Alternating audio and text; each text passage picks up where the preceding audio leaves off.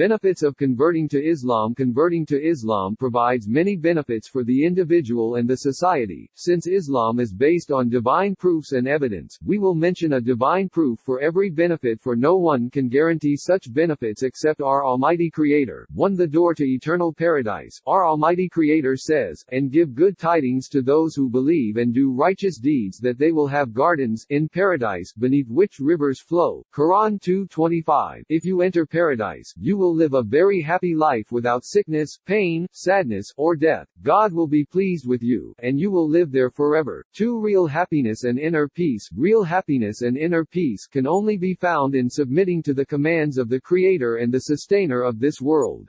Our Almighty Creator says, "Unquestionably, by the remembrance of Allah hearts are assured." Quran 13:28. On the other hand, the one who turns away from the Quran will have a life of hardship in this world. Our Almighty Creator says, "And whoever turns away from my remembrance, indeed, he will have a depressed life." Quran 20:124. 3. Salvation from hellfire. Our Almighty Creator says, "Indeed, those who disbelieve and die while they are disbelievers, never would the whole capacity of the earth in gold be accepted from one of them if he would seek to ransom himself with it. For those there will be a painful punishment, and they will have no helpers." Quran 3:91. So, this life is our only chance to win paradise and to escape from hellfire, because if someone dies in disbelief, he will not have another chance to come back to this world to believe.